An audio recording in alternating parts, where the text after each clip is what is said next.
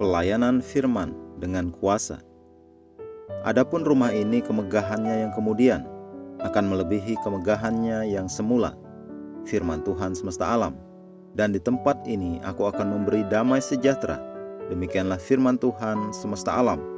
Hagai 2 ayat 10.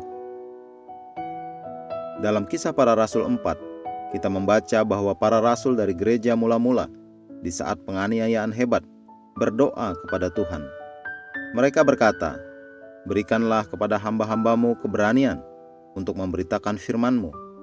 Ulurkanlah tangan-Mu untuk menyembuhkan orang, dan adakanlah tanda-tanda dan mujizat-mujizat oleh nama Yesus, hamba-Mu yang kudus." Kisah Para Rasul 4 ayat 29-30.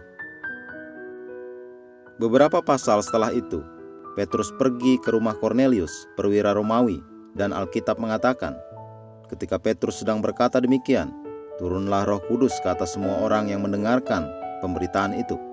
Kisah Para Rasul 10 ayat 44. Sungguh luar biasa. Kata turun diambil dari bahasa Yunani, epipipto, yang berarti merangkul dengan kasih. Turun seperti hujan atau turun atas seseorang seperti rangkulan. Sewaktu Petrus mengucapkan kata-kata keselamatan yang indah itu, Roh Kudus merangkul semua orang di rumah Kornelius, dan mereka semua diciptakan kembali dan dipenuhi dengan Roh. Haleluya. Pengalaman seperti itu seharusnya menjadi hal yang biasa melalui gereja Yesus Kristus. Di hari-hari terakhir ini, Roh Tuhan bergerak pada anak-anaknya untuk berkhotbah dan mengajar firman-Nya dengan kuasa, dengan mujizat, tanda, dan mujizat.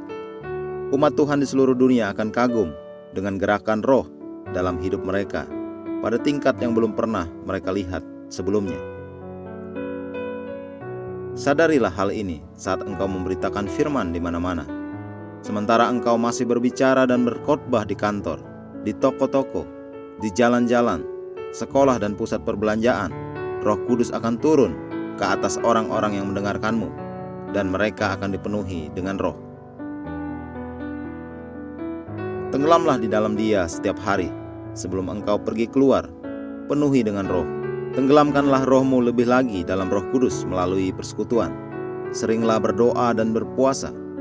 Kuasa Tuhan untuk menyelamatkan, menyembuhkan, membebaskan, dan memberkati ada di dalam Injil yang telah dilakukan untuk kepercayaanmu, supaya berbagi dengan orang lain melalui kekuatan Roh Tuhan. Dan inilah waktunya. Mari kita berdoa. Ya Tuhan, tidak ada yang seperti-Mu. Engkau lebih besar dari segalanya, dan semua bangsa adalah milik-Mu. Surga menyerukan pujian-Mu, dan nama-Mu diagungkan selamanya. Saat anak-anak-Mu pergi memberitakan Injil di mana-mana, Engkau meneguhkan kata-kata mereka dengan tanda-tanda, menghasilkan panen jiwa yang besar ke dalam kerajaan. Dalam nama Yesus, amin.